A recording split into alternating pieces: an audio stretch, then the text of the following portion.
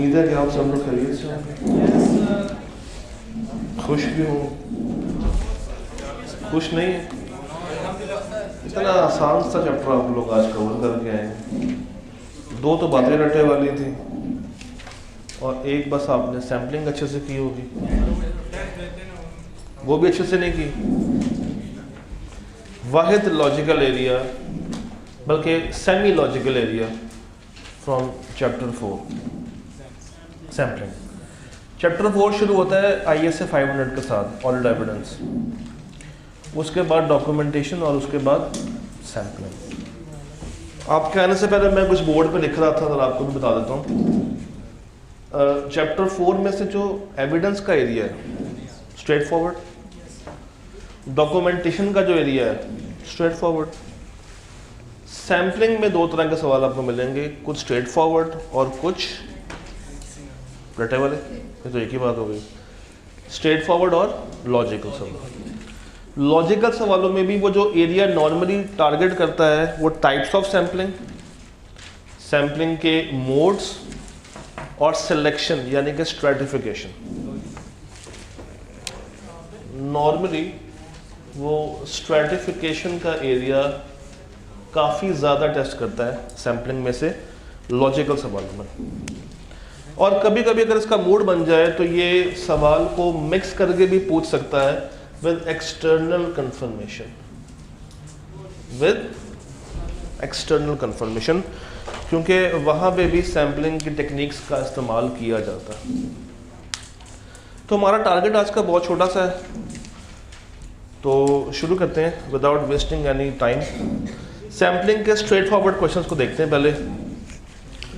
Describe the circumstances in which an auditor may decide to examine entire population of items that make up an account balance. Entire population कब कब हम लोग select कर सकते हैं?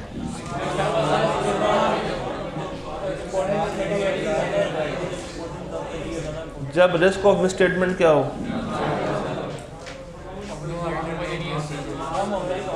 ज़्यादा हो या कम हो। फिर सोचें, फिर सोचें, फिर सोचें। चलें स्टार्ट से शुरू करते हैं। एंटायर पॉपुलेशन, क्वांटम कम हो बैलेंस ज़्यादा हो या रिवर्स हो? क्वांटम कम हो और बैलेंस ज़्यादा हो। Risk, exception rate, exception rate ज़्यादा हो, वहाँ पे लो है तो यहाँ पे क्या होगा? Controls weak. तो ये टेक्निकली 530 का सवाल नहीं है, ये 500 का सवाल है, जहाँ पे वो शुरू में आपसे बताता है कि ज़रूरी नहीं है कि आप लोग हमेशा सैम्पलिंग की तरफ जाएं, कभी कभी आप 100% पॉपुलेशन को भी टेस्ट कर सकते हैं। डिफ्रेंशिएट करना है बिटवीन स्टैटिस्टिकल एंड, आसान है। एक जजमेंट वाला है और एक में जजमेंट नहीं है। ये बाइस्ड है और ये बाइस्ड नहीं है। इसमें दो टाइप्स हैं, कौन सी? रैंडम और सिस्टमैटिक। इसकी दो कौन सी? हैपहैज़र्ड और ब्लॉक सैम्पलिंग। सैम्पलिंग रिस्क और नॉन सैम्पलिंग रिस्क। ये सैम्पलिंग रिस्क क्या होता है? ऐसा ऑडिट रिस्क जिसकी मेन रीज़न सैम्पलिंग मेथड से आए हुए जवाब को गलत अंडरस्टैंड करके पॉपुलेशन पे गलत काम कर बैठना। इसकी दो वजूहत होती हैं, acceptance of wrong, rejection of right. और इसके अलावा हर वो ऑडिट रिस्क जिससे आप गलत नतीजे पे पहुंचते हैं, that is non sampling risk. ये सवाल पढ़ा।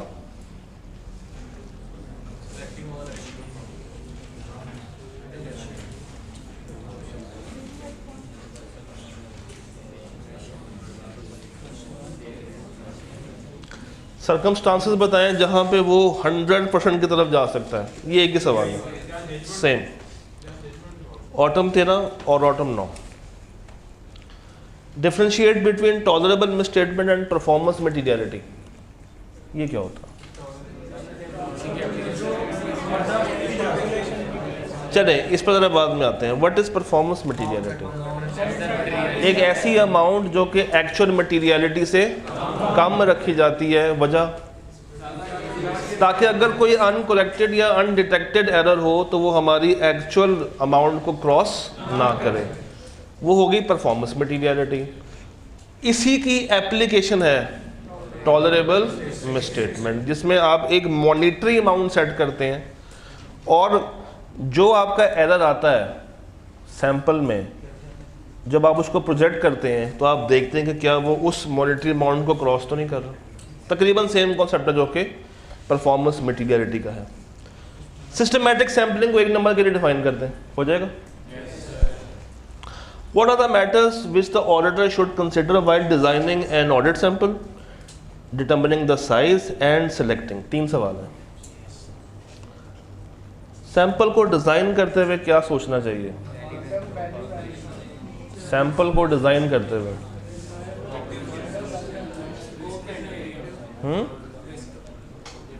रिस्क, और सैंपल जब आप डिज़ाइन कर रहे हैं, अच्छा सैंपल कहाँ से आएगा? पॉपुलेशन क्या होनी चाहिए? रेलेवेंट और होमोजेनियस होनी चाहिए, एक जैसी होनी चाहिए। तो जब आप सैंपल निकालेंगे तो आपने अपनी पॉपुलेशन पहले चेक करेंगे कि क्या वो होमोजेनियस है या नहीं, क्या उसमें वो सारे ट्रेड्स मौजूद हैं या नहीं, कुछ चीज़ उसमें से मिस तो नहीं हो रही। What about size? ज़्यादा रखूँ साइज़ या कम रखूँ साइज़? ये डिपेंड करेगा कि आप कितना रिस्की एरिया चेक करने के लिए जा रहे हैं।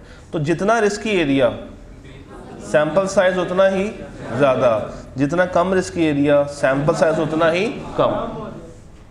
और सिलेक्टिंग द सैंपलिंग यूनिट्स,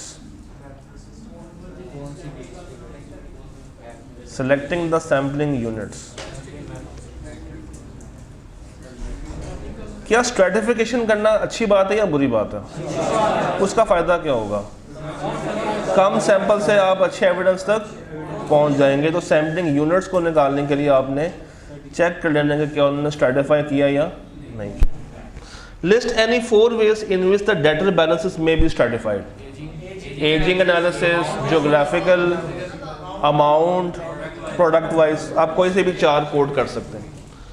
तो ये रट्टे वाले सवाल हैं। State 2 advantages and disadvantages of statistical sampling,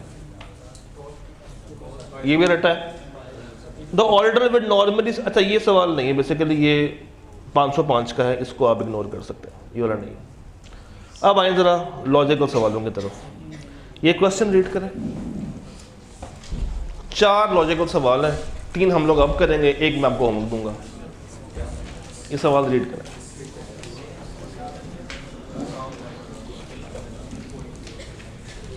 autumn 9 question 3A। Autumn 9 question number 3A।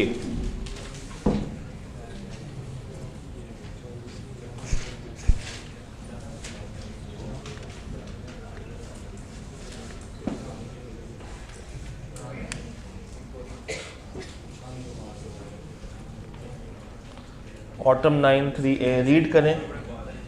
11 number का सवाल है जिसमें 3 चीज़ें वो पूछ रहा है। ऊपर के 2 तो स्ट्रेट फॉरवर्ड है, नीचे वाला लॉजिक है।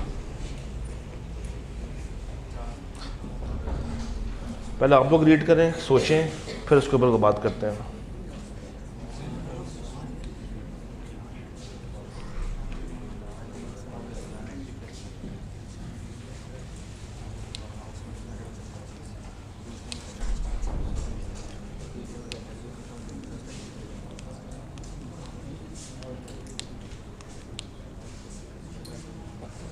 हाँ जी करें करें रीड करें।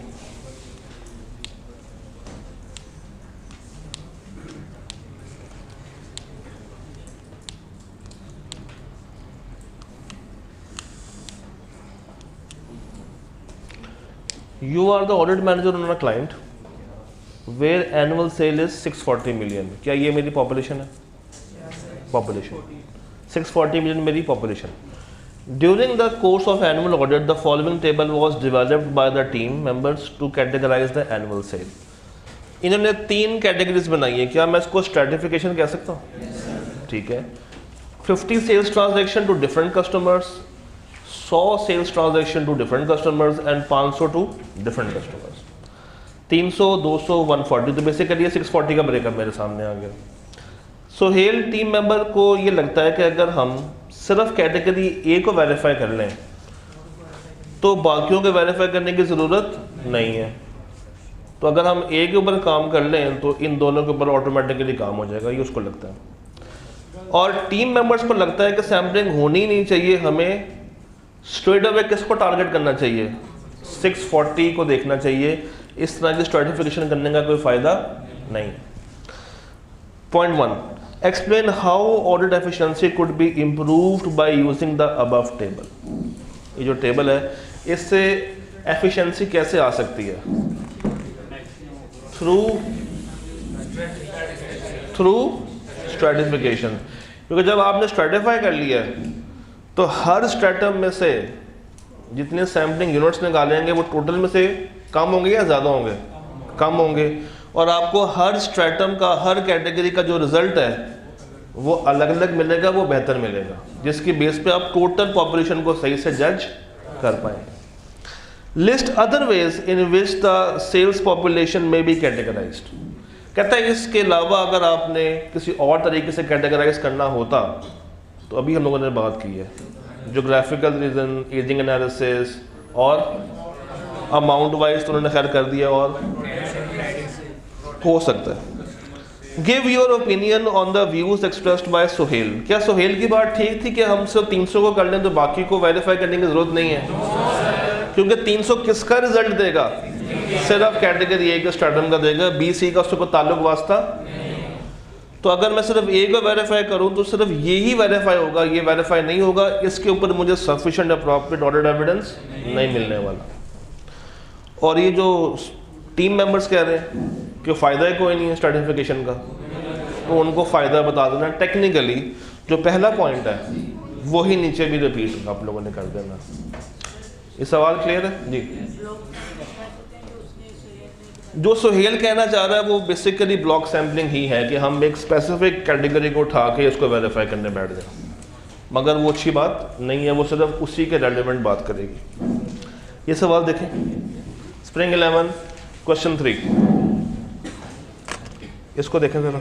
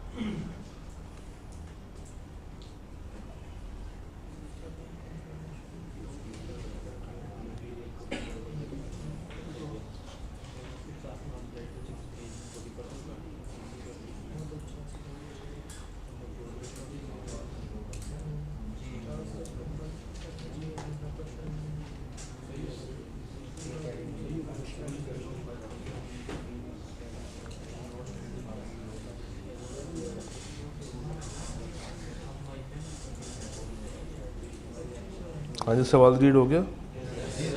क्या कह रहा है ये सवाल? और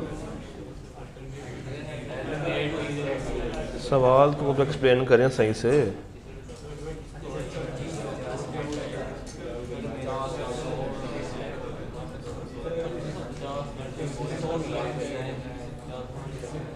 जी, you are the audit manager on the audit of ADL. While reviewing the audit planning documents, आपकी टीम ने देखा कि 100 out of a total of 2550 debtors को उन्होंने निकाला है बतौर सैंपल। रेशो निकालें ज़रा, 100/2550 इंटू 100, तकरीबन 2 पॉइंट या 3 पॉइंट 0.04 नहीं आती, 100/2550 इंटू 100, 3 पॉइंट समथिंग आनी चाहिए, 3.52, 3 पॉइंट समथिंग है, यानी कि 3% के आसपास है। इसका मतलब ये है कि क्या आपके ख्याल से ये साइज़ ओके है? 2550 में से सिर्फ कितने चूज़ किए हैं? 100। तो इसका मतलब है कि मुझे साइज़ के ऊपर ज़्यादा भरोसा नहीं है। अच्छा, अब 100 का ब्रेकअप, 50 जो लार्जेस्ट हैं उसमें से कितने चूज़ किए हैं? 10, और बाकी 90 को यूज़ किया through haphazard. All debtors below 5000 वर इग्नोर्ड एज इममटीरियल, और बैलेंस जो कि गवर्नमेंट से था और आरपी से था उसको इग्नोर कर दिया क्योंकि वो लोग उसको रिस्पॉन्ड ही, आपने बताना है कि क्या ये तरीक़ेकार जो उन्होंने किए हैं वो सही है या नहीं। अब स्टेप बाय स्टेप आ जाएं। 100/2550, मेरा एविडेंस सफिशेंट भी होना चाहिए, और तो यहाँ पे सफिशेंसी आउट हो रही है। दूसरी बात, 50 लार्जेस्ट हैं, ये सारे के सारे वेरीफाई किए जा सकते हैं क्योंकि क्वांटम कम है और अमाउंट ज़्यादा है, तो इसके ऊपर मुझे सैम्पलिंग करनी ही नहीं चाहिए। इसके ऊपर मुझे स्पेसिफिक सिलेक्शन करके इन सबको बाहर निकाल के 100% वेरीफाई कर लेना चाहिए। 90 अदर डेटर्स वर सिलेक्टेड थ्रू हैपहैज़र्ड। अच्छा, हैपहैज़र्ड अगर वो लोग कर रहे हैं तो बाइसनेस ज़्यादा होगी या कम? ज़्यादा होगी। इसका रिवर्स क्या होता है? Random sampling. तो अगर सैम्पलिंग करनी ही है बाकियों की तो रैंडम कर ली जाए। ऑल डेटर्स बिलो 5000 वर इग्नोर्ड एज इममटीरियल, एग्रीगेट में मसला आ सकता है, तो इसको बिल्कुल ही इग्नोर ना करें। ये डेटर्स है ना, तो इनको हम क्या भेज सकते हैं? नेगेटिव कंफर्मेशन भेज सकते हैं। इनको क्या भेज सकते हैं? नेगेटिव भेज सकते हैं। Balances due from government and some of the RPs are ignored as immaterial. RP को आप इग्नोर नहीं कर सकते। अच्छा, रिलेटेड पार्टी के केस में पॉजिटिव कंफर्मेशन होनी चाहिए, नेगेटिव होनी चाहिए? पॉजिटिव होनी चाहिए, क्योंकि यहाँ पे रिस्क क्या होता है? ज़्यादा होता है। गवर्नमेंट के केस में आप नेगेटिव भेजेंगे जब वो 4 शर्तें पूरी हो जाएंगी। वो 4 शर्तें क्या हैं? एक्सेप्शन रेट लो है, अनअवेयर नहीं है, और बाकी 2 बता दें, रिस्क, और आखिरी पॉइंट वो हो गया है क्वांटम लार्ज हो या कम हो, और बैलेंस क्या हो? अमाउंट क्या हो? ज़्यादा। तो जब तक ये 4 शर्तें पूरी ना हो हम उसको नेगेटिव भी नहीं भेज सकते। मगर आरपी के केस में क्या नेगेटिव जानी चाहिए? वहाँ पे हमेशा क्या जाएगी? तो 1 2 3 4 5 6 मसले थे जो कि आपने 4 नंबर के लिए उसको बताने थे। ये सवाल क्लियर है? क्योंकि इसी सवाल की बेस पे एक और सवाल भी इसने बनाया हुआ है। ये सवाल देखें,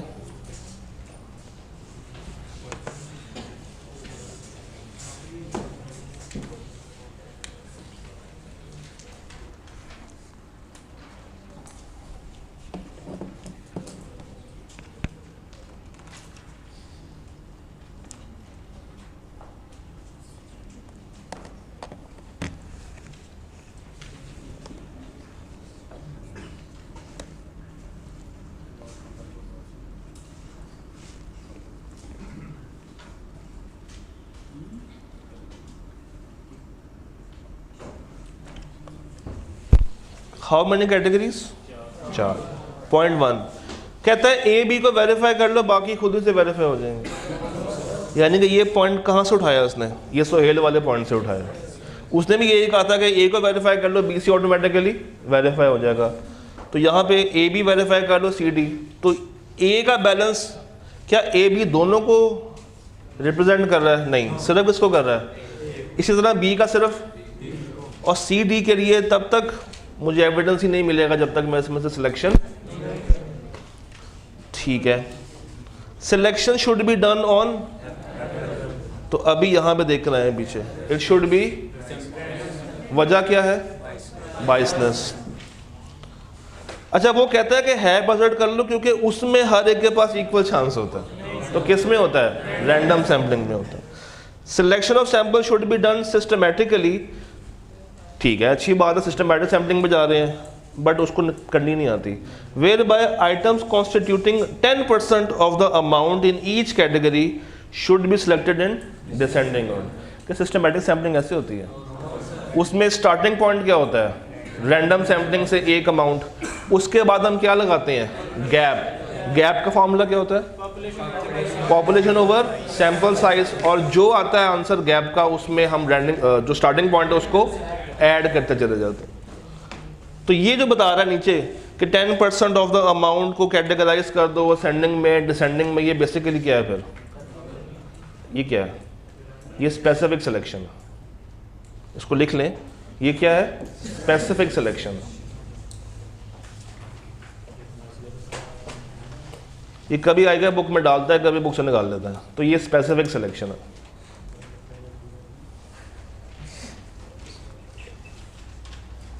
चलिए इस सवाल पे ज़रा बाद में आएंगे, इससे पहले मैं आपको कुछ चीज़ें दिखा दूँ। डॉक्यूमेंटेशन में से ये 4 एरियाज ही हैं जो आईका बार बार टेस्ट करता है, और अभी तक कुल मिला के 6 सवाल हैं जिसमें से 4 काम के हैं। एक में वो क्या पूछ रहा है, असेंबली, ये कब तक करनी होती है, 60 डेज। दूसरा, एडवांटेजेस या uses of maintaining audit file. तीसरा, ये कब तक होती है, 5 साल स्टैंडर्ड और 10 साल और मॉडिफिकेशन। अच्छा, इस मॉडिफिकेशन में दो बातें हैं, एक सिंपल वाली मॉडिफिकेशन जिसमें आप कोई चीज़ ऐड करते हैं, कोई चीज़ लेस करते हैं, और एक मॉडिफिकेशन है जो कि सब्सीक्वेंट इवेंट के साथ अटैच्ड है, फेज सी के साथ। वो देखिए आप लोगों ने, एक दफ़ा किताब से देख लें, जाएं ज़रा 230 पे, चैप्टर खोलें, मॉडिफिकेशन पे जाएं, वहाँ पे 2 तरह की मॉडिफिकेशंस आ रही होंगी, एक नॉर्मल है और एक अब नॉर्मल है। यानी कि वो ईयर एंड के बाद अगर कोई चेंज आई है, फेज सी, वो 3rd फेज याद है कल वाला, जब आपने रिपोर्ट को इशू कर दिया था, उसके बाद अगर कोई चेंज आए तो वो कैसे रिकॉर्ड करना है, आई के अब ये दोनों दफ़ा पूछ चुका है। अच्छा, इसमें से मैंने इसको येलो हाईलाइट इसलिए किया हुआ है क्योंकि ये इनमें से क्या है, इंपॉर्टेंट। 500 रुपये मैं अगर आऊँ तो 2 सवाल है उसके पास। पहला, सफिशेंट और डिफरेंस बता दें। रिलायबल कैसे होता है, वो 5 बातें, वो क्या है 5 बातें, ओरिजिनल हो, खुद हासिल किया हो, स्ट्रॉन्ग आती हैं। Methods for collecting audit evidence, ये कौन से होते हैं, वो 7 बातें, inquiry, inspection, observation, recalculation, reperformance, confirmation और एनालिटिकल।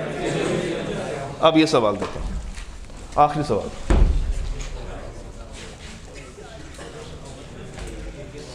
ये सारे सवालों का मिक्सचर है जितने अभी तक देखे हैं। अगर आप इसको एक दफ़ा, अगर यही सवाल आप अपने हाथ से गुजार लेंगे तो सैम्पलिंग ख़त्म हो जाएगी। ये होमवर्क मैंने सोचा था कि दूंगा, बट अब 4 दिन तो कर लें।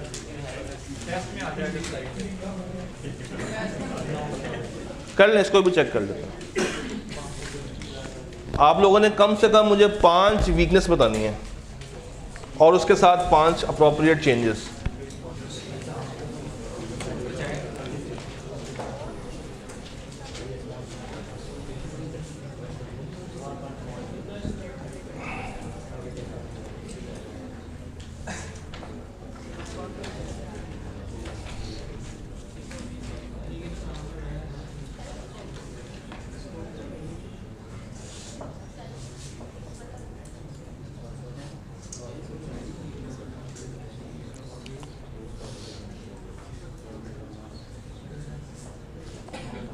अटेम्प्ट रेफरेंस है ऑटोमेटिन, क्वेश्चन नंबर 2A।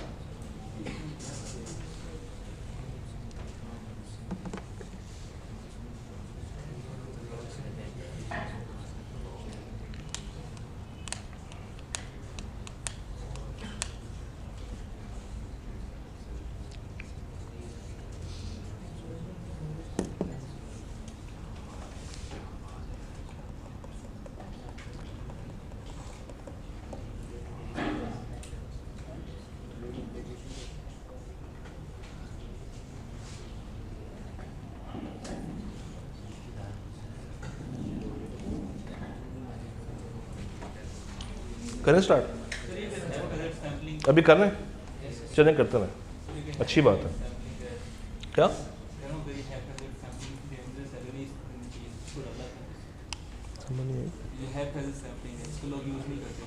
नहीं, इसको लोग यूज़ करते हैं मगर उस वक्त जब उनके पास टाइम बहुत शॉर्ट हो, जब उसको अपनी जजमेंट इस्तेमाल करनी ही हो, उसके बगैर चारा नहीं है।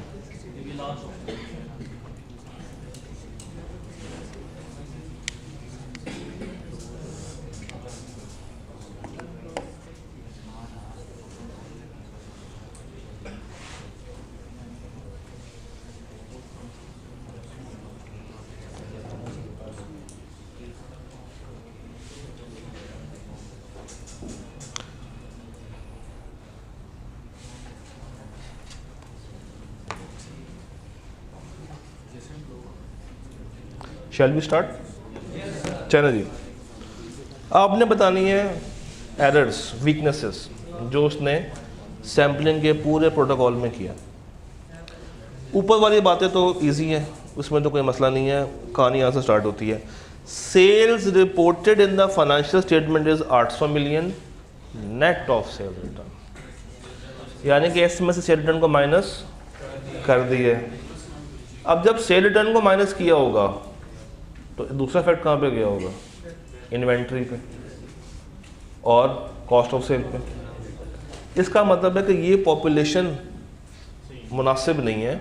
It should be gross sales, it should be gross sales.